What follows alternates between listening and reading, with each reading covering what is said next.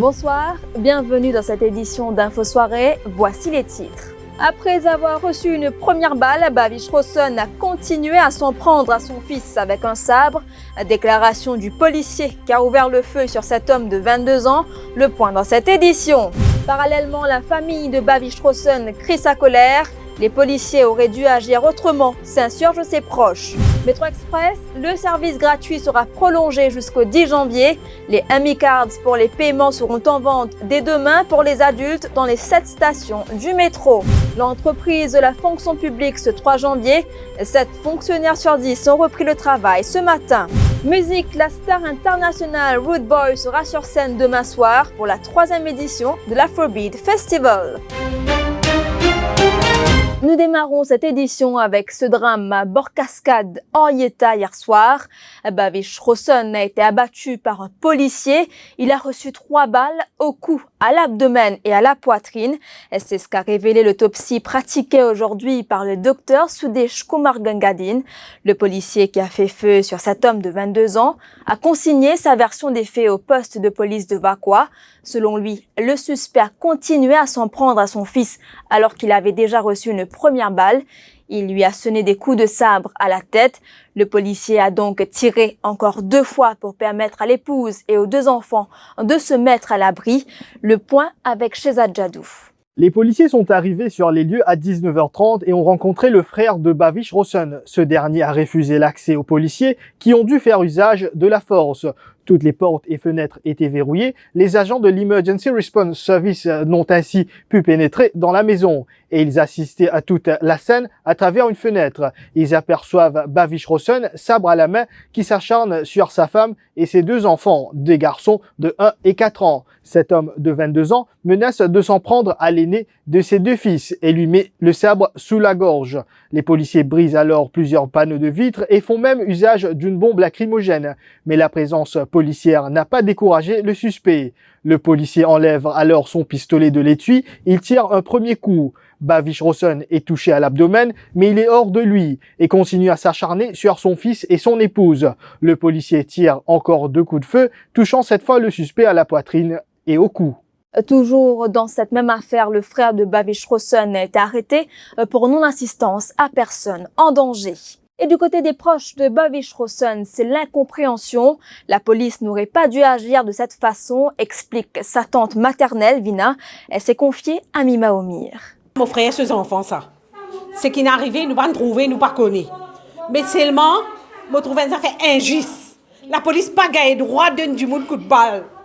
Ou gagné droit, s'il est arrivé, il fait une question qui pas besoin, ou t'as plus de se l'armer de se les pieds. Partout, il est direct. Nous sommes enfants, nous pouvons souffrir.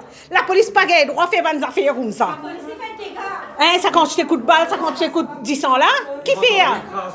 Eh, là, ça te crase vite, ça te crase partout. Ce n'est pas facile. Nous, enfants, nous pouvons souffrir. Je ne tape coup de balle, je n'en les autres. Je fais nous depuis hier soir. Une journée depuis là. Depuis des années, nous avons dit, faire même tirer une photo, faire ici, faire là-bas. Là, ce gars pour faire mariage du monde. Bon, pas d'accord, ça, moi. PM, bien prend compte. Bien prend compte, ben, la police, pas veut dire qu'il la loi de cette l'armée. Quand la loi de cette armée, je fais ce qu'ils ont envie, je zen ça. Qui n'arrive, je donne coup de balle du monde là. Mais là, c'est nous qui révoltés. Là, c'est nous pas bon. Peut-être ça donne de se les pieds. De se les pieds, pas donner de se les comme pas tous les enfants du monde. Ils payent ça droit là pour tous les enfants du monde. Bon, Dieu pas nous donner ça droit là. Mais qui comment dire, Premier ministre prend une sanction là. Pas pourquoi pas. Comment nous pouvons souffrir, nous parler de camarades souffrir pareil. Pas la cause de la police fait ce qu'ils ont envie. Les réactions sont légion après cette affaire. Si pour certains, les policiers ont eu raison d'abattre ce père de famille violent, pour d'autres, les officiers de police auraient dû agir différemment. Mima Omir a interrogé quelques passants dans la capitale. La police a un coup de balle au lit. Il va le dire que c'est ce qu'il fait. C'est un coup de balle sur les pieds, des familles ici. Mais il n'y a pas de coup de balle pour tout le monde. Il y a une zen, il a 22 ans. Il va être sur la vie. Les gars, pas de raison valable. Pas connu. Si vous voulez, vous blessez. Caline défendre. Parce que vous blessez, exemple, nous. Si vous blessez les policiers, là. Mais du monde, c'est trop violent. Vous êtes d'accord avec la loi, c'est un peu quand le policier veut genre, vous avez écouté. Quand on continue à faire pareil. Il n'est pas logique que la police ne tire pas quand les autres ont envie, quand les autres ont envie, madame n'est fini, madame grave. Et il a comment peut dérouler. Pas sérieux du tout. Les autres ont envie, ils ont tout n'importe qui ça, non. À cause de ça, pouvoir de les autres l'armée, de faire ce qu'ils ont envie. Les pauvres enfants, ils perdent sur la vie pour nous. Un petit 22 ans qui ne comprend pas sur la vie, non. Et la police est venue, c'est un coup de balle, tout il dit. Mais vous pouvez tout ça logique, le pays là, comment peut dérouler? On va là-haut. Mais ça dépend de quelles circonstances ça est arrivé. Je ne pense pas qu'on ait un policier pour venir pour tuer un niveau. Voilà. Il y a une question qui est bien grave. À ce moment-là, les policiers de service sont capables de dire ça des enfants d'avion, maman l'a sur l'avion. Pas gagné droit, soit les outils sur la main, soit le sur les pieds. Il pas gagné droit sur la balle, comme ça. Que le Jimoun, la vie de Jimoun, comme ça. D'après la loi, il n'est pas gagné droit. Il n'est pas faisable, pas faisable. Il prend la loi sur la main. Ça, Jimoun fait quelque chose qui est assez grave, qui est assez sauf pour un policier qui est là. Chacun ne peut pas faire ce qu'il est dans le pays. Pas comme dans le film western, où chez la vie ou comme moi, on peut aller carré. Parce qu'il y a des enfants des ans qui n'ont pas fait un Jimoun. Qui n'ont fait un parent. Enfin, si il part tirer un coup de balle là, tu peux aller dans la prison et tu peux nourrir plus bien que nous. Il peut pour travail, il gagne manger, bon, il osait. Autre réaction, celle de Bruno Lorette, tireur d'élite et formateur des gardiens de prison en matière d'escorte et de combat à main nue et de désarmement. Il s'exprime ce soir sur les coups de feu tirés par le policier. Il est d'avis que la première question à se poser, est-ce que la réaction est proportionnée par rapport à l'attaque? Est-ce que l'agresseur était une menace pour d'autres personnes? Il nous donne son avis. Donc déjà, il faut voir aussi quel était l'état de l'agresseur à ce moment où le feu est parti. Il faut savoir aussi, est-ce que les personnes, les victimes étaient en danger? Et troisième chose aussi, il faut voir, est-ce que l'agresseur représentait des menaces ou des dangers réels pour d'autres individus? Maintenant, de l'autre côté, ce qu'il faut voir, quels étaient les outils qui étaient à la disposition des policiers pour faire face à la situation? Est-ce que les policiers avaient des Federal Streamers avec eux? Est-ce que les policiers avaient des tongs à bâton avec eux?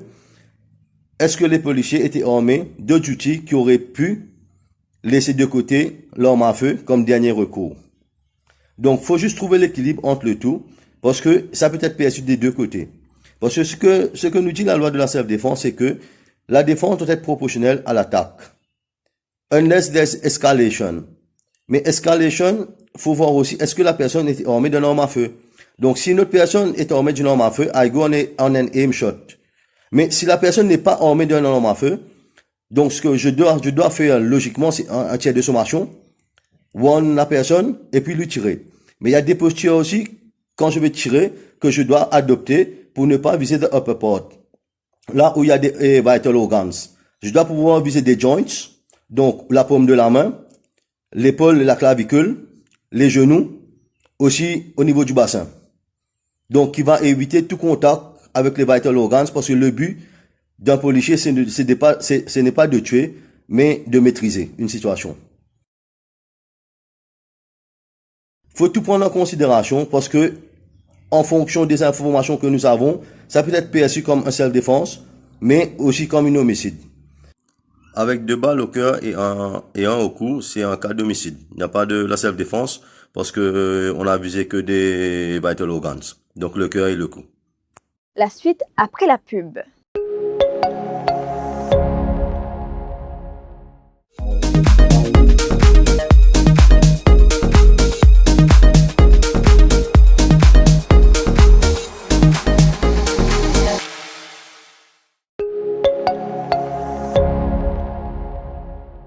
Je vous le disais au sommaire, la gratuité du métro express sera étendue jusqu'au 10 janvier en raison du passage du cyclone Calvinien qui est venu bouleverser le calendrier des autorités.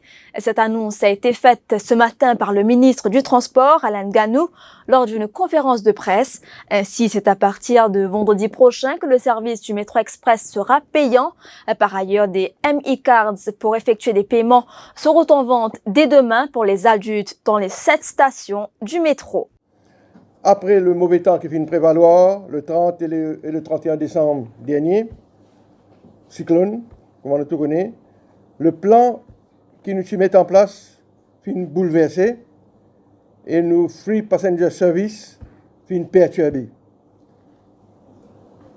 Comment je devais te connaître, le 30 et le 31, métro pas rouler. Donc moi je suis président de réunion le 31 décembre pour passer en revue la situation avec tous les stakeholders et la majorité ou bien la totalité de personnes avec moi derrière la table, là, nous sommes présents. Et nous finissons consulter le Premier ministre et nous prenons la décision pour repousser lancement de l'opération commerciale du 6 janvier au 10 janvier. Donc, opération commerciale pour commencer le 10 janvier et non pas le 6 janvier. Donc, à cause si Calvina nous perturbe un peu la situation, nous perdons 2 jours et nous prenons la décision donc pour repousser le lancement de l'opération commerciale au lieu le 6 janvier, du monde pour commencer à payer, le 10 janvier. Après les festivités du Nouvel An, c'était la grande rentrée pour la majorité des fonctionnaires ce 3 janvier. Une reprise lente car seuls 71% des 85 000 employés du secteur public se sont présentés sur leur lieu de travail ce matin contre 89% l'année dernière. Sollicité pour une réaction par Radio Plus, le ministre de la fonction publique, Bikram Urdeyal, s'est dit satisfait malgré un taux de présence de 71%. Et avant de clore ce journal, nous allons parler musique. L'artiste international Rude Boy est à Maurice en ce moment dans le cadre de l'Afrobeat Festival 3.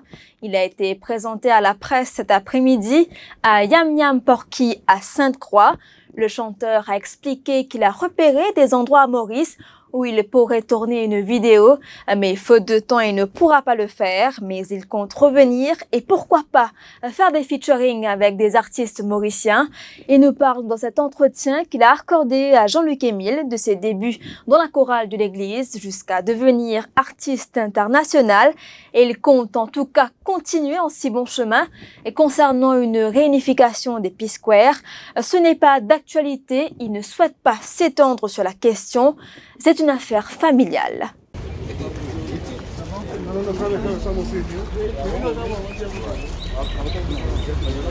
I realize, the church is a good thing, at least you're giving praises to God, but at the same time, it was a bit kind of boring because you keep doing the same thing. But then gradually I started looking at outside part of church and so one day I backed up this famous artist in the city where I used to stay. I did like a backup singer for him and people were like, they didn't even care about the artist. They were like, who is this other guy? So the artist now advised me, say, Paul, you should go into secular music. Paul, you should do something different from the church. You can. Your voice is good. And that's how it all started. And I went to the university. I took it very serious, more than even school. And from there, the P-Square came up, and that's it. It's a long journey. Did you think one day you'd be an international artist, well known throughout the? I think that's everybody knows that for you to be an international artist, you don't just come out to do music. That is your height. That's what you want to do. But I think mine, I will be honest with you, came earlier for us. I know because back then it took us just one album. Almost the second album and we're all over the world, so usually it takes other people like 5 years, but for us it was just 2 years and here we are, so it's a great thing and I wish every artist could get to this level because that's what matters. An artist with whom you would like to work? The good thing about being a musician is how you collaborate with other people, whether back home or whether internationally or even as I'm here. The major thing is always know that for you don't just jump into music without you sitting down creating it with the person. If you have a song, you have the idea of the kind of person you want to work with. So to be a nice thing, if I watch every artist that's going to perform tomorrow, and if I'm interested in one, trust me, I'll get that person's contact, I'll go back home and I'll do a song and I'll switch with that person, I'll go to do a song together. If possible, I'm going to come here and shoot the video because I've seen a lovely location here in Mauritius. Okay. A clip, why not? Yeah, like seriously, I've seen a lovely location that I wish I could shoot a video, but I don't have time. Mm-hmm. Some words to your Mauritian fan? To all the fans in Mauritius, I want to let you know that King Rude, the Rude Boy, I'm here in town Tomorrow is the concert. You guys know the venue already, so please don't play African time, okay? Let's be straight, let's do it, and let's go. Boom. And I want to sing to the ladies, because trust me, when I sing, I've been begging to try. Reason with me.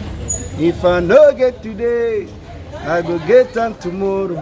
I'll see you guys tomorrow. Fire upon King Brody says. Voilà ce qui nous amène à la fin de cette édition d'Info Soirée. Merci d'avoir été des nôtres. L'info en continu sur le www.defimedia.info.